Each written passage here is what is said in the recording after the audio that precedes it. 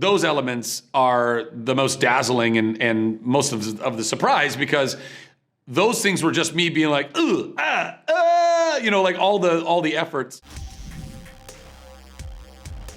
I'm very excited to talk about this movie. It is such a heartwarming, fun blast from start to finish.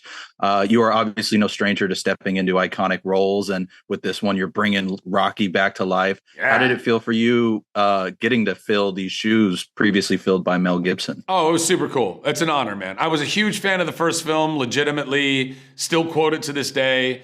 Love what Aardman does as a studio for all these many, many years. And so, when I found out they were making a sequel to Chicken Run, I was already stoked. And then I found out that they wanted me to reprise the role. I was beyond honored because Mel crushed it in the first one. And it's just a really fun role. He's like he's the only American in this whole like big group of all these wonderful British actors and voices and characters. And in this film, it's the continuation of showing this kind of soft underbelly of Rocky, which, comes out in him now being this girl dad and having this like love and this doting on her and then ultimately wanting, being willing to sacrifice his life to go save hers. So it's a really cool adventure. I absolutely loved it. And it's like you say, I love getting to see more layers of Rocky throughout this story.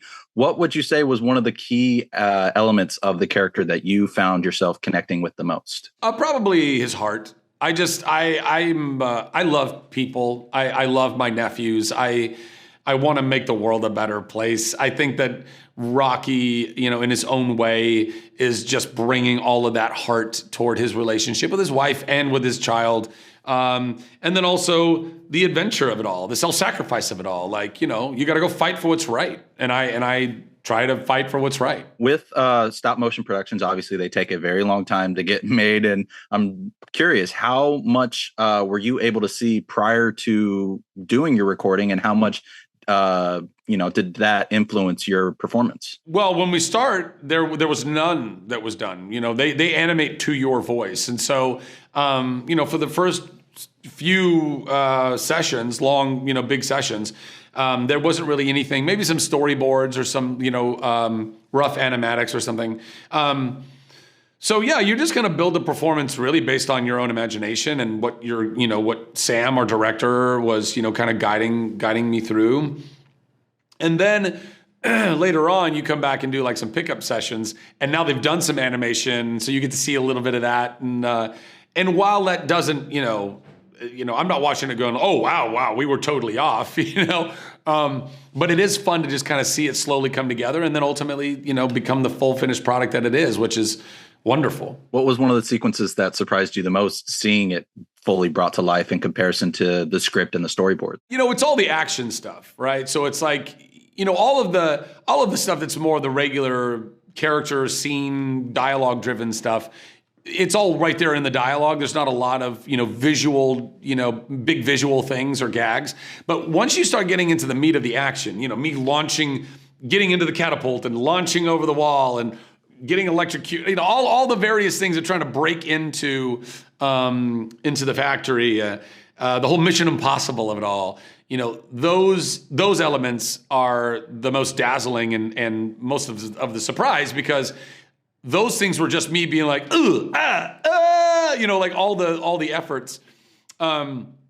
So you have an idea of maybe what that's going to look like or feel like, but you don't know for sure until you watch it. You're like, oh wow, this is so much fun. It never ceases to amaze me how much work goes into stop motion and how incredible those sequences then look in comparison to imagining them in your head. Yeah.